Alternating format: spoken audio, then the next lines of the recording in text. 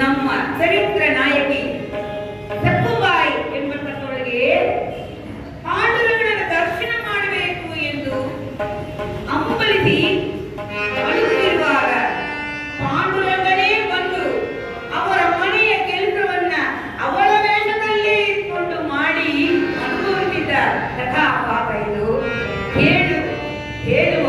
ಹೇಳುವ ಎಲ್ಲ ಭಕ್ತರಿಗೂ ಆ ಪಾಂಡುರಂಗ ಪರಮಾತ್ಮ ಚಿರಕಾಲ ಆರೋಗ್ಯವನ್ನ ಐಶ್ವರ್ಯವನ್ನ ಇಟ್ಟು ಕಾಪಾಡಲಿ ಎಂಬುದಾಗಿ ಪಂಡರೀಪುರ ಸಮೀಪ ಒಂದು ಗ್ರಾಮ. ಆ ಗ್ರಾಮದಲ್ಲಿ ನಾರಾಯಣ ಪಂತ ಕಮಲಾಬಾಯಿ ಹೆಂಡತಿಯಿಂದೊಡಗೂಡಿ ವಾಸ ಮಾಡುತ್ತಿದ್ದಾನೆ. ಒಂದೇ ಒಂದು ಚಿಂತೆ, ಆಗಿನ ಕಾಲದ ಕತೆ ಯಾವುದು ಕತೆ ಕೇಳಿದರೂ ಕೂಡ ಮಕ್ಕಳಿಲ್ಲ ಎನ್ನುವ ಚಿಂತೆ. ಪಾಂಡುರಂಗನ ಪರಮ ಭಕ್ತರು. ಪಾಂಡುರಂಗ, ಯಾವ ಜನ್ಮದಲ್ಲಿ ನಾವು ಮಾಡಿದ ಪಾಪ ನಮಗೆ ಸಂತಾನ ಭಾಗ್ಯ ಇಲ್ಲದೆ ನಾವು ಬದುಕಿರ್ತೇವೆ. ಬಂಜೆ ಎನ್ನುವ ಶಬ್ದ ಅದನ್ನು ಹೋಗಲಾಡಿತು ಎಂದು ಮೊರೆಯನ್ನಿಟ್ಟ ಪರಮಾತ್ಮ ಅಂದಿನ ದಿವಸ ರಾತ್ರಿ ಕನಸಿನಲ್ಲಿ ಈರ್ವರಿಗೂ ಒಂದು ದರ್ಶನವನ್ನು ಮಾಡಿದಂತೆ. ಬೆಳಗಿನ ಜಾವ ಗಂಡ ಹೆಂಡತಿಯರು ಮಾತನಾಡಿಕೊಳ್ಳುತ್ತಿದ್ದಾರೆ. ಏನ್ರಿ, ನಾನು ಅದು ಕನಸು ಕಂಡಿದ್ದೇನೆ ರಾತ್ರಿ. ಏನಂತೂ ಆಗಿ ಇಲ್ಲ ಗಂಡ ಹೇಳ್ತಾನೆ, ಕಮಲಾ ನಾನು ಕೂಡ ಒಂದು ಸ್ವಪ್ನವನ್ನು ಕಂಡೆ. ಏನು, ಯಾವುದಲ್ಲಿ, ಏನು ಸ್ವಪ್ನ?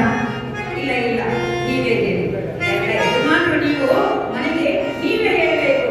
ಆಯಿತು ಕಮಲಾ, ನಿನ್ನೆ ರಾತ್ರಿ ಸ್ವಪ್ನದಲ್ಲಿ ಸಂತರ ರೂಪದಲ್ಲಿ ಮಾಡಿಕೊಂಡು ಭಗವಂತ ಮಕ್ಕಳ ಭಾಗ್ಯವನ್ನು ಪಡೆಯುತ್ತೀಯಾ ಎಂದು ನನಗೆ ಆಶೀರ್ವಾದವನ್ನು ಮಾಡಿದ್ದಾನೆ. ನನಗೂ ಕೂಡ ಸ್ವಪ್ನ ಬಂದಿದೆ ಹೇಳಿ. ಅದು ಮುತ್ತೈದೆಯರು ಎಲ್ಲರೂ ಬಂದು ಹಣ್ಣು ಹಂಪಲುಗಳನ್ನ ತಂದು ಕೊಟ್ಬಿಟ್ಟು ಆಶೀರ್ವಾದ ಮಾಡಿ ಹೋಗಿದ್ರಂತೆ. ಹಾಗಿದ್ರೆ ಕೊಡುವ ಖರ್ಚು ಬೇರೆ ಇರುತ್ತಿದೆ, ಬಿಡಿ ಚಿಂತೆಯನ್ನು ಎಂಬುದಾಗಿ ಭಗವಂತನ ಪರಮಾತ್ಮನ ಗಾತ್ರಗಳು ವರ್ಣನೆ ಮಾಡುತ್ತಾ ಇದ್ದಾರೆ. ಅದೇ ರೀತಿ ಸ್ವಲ್ಪ ಕಾಲ ಕಳೆದಿದೆ. ಪಾಂಡುರಂಗನ ಕೃಪೆಯಿಂದ ಒಂದು ಹೆಣ್ಣು ಮಗುವಿಗೆ ಜನನಾಗಿದೆ. ಗರ್ಭಕಾಲದಲ್ಲಿ ಯಾವಾಗಲೂ ಬಡತನ. ನಾರಾಯಣ ಪಂತ ಕಮಲಮ್ಮ ಮನೆಯಲ್ಲಿ ಬಡತನ ಅಂದ್ರೆ ಅದನ್ನ ಹೇಳುತ್ತಿರೋದು ದುಃಖ. ಆದರೂ ಕೂಡ ಮಕ್ಕಳ ಭಾಗ್ಯ ಬೇಕು ಎಂದು ಹಂಬಲಿಸಿದ್ದಾಗ ಪಾಂಡುರಂಗನ ದಯೆಯಿಂದ ಮಕ್ಕಳು ಭಾಗ್ಯ ಆಗಿದೆ. ಹೆಣ್ಣು ಮಗಳು ಜನನವಾಗಿದ್ದಾಳೆ. ಆದರೆ ಜನನ ಆಗಿದ ಕೂಡಲೇ ಅಲ್ಲಾಡಿಸುತ್ತಾಗಿಲ್ಲ, ಅಳುತ್ತಿರಲಿಲ್ಲ. ಈ ಮಗುವಿಗೆ ಏನಾಯಿತು ಎಂದು ಧಾರಾಕಾರವಾಗಿ ಕಣ್ಣೀರನ್ನು ಸುರಿಸುತ್ತಾ ಇರುವಾಗ ಭಕ್ತ ಬೀದಿಯಲ್ಲಿ ಪಾಂಡುರಂಗನ ಭಜನೆಯನ್ನು ಮಾಡುತ್ತಾ ಭಕ್ತರು ವಿಠ್ಠಲ ವಿಠ್ಠಲ ಜಯ ಜಯ ವಿಠ್ಠಲ ವಿಠ್ಠಲ ವಿಠ್ಠಲ ಜಯ ಜಯ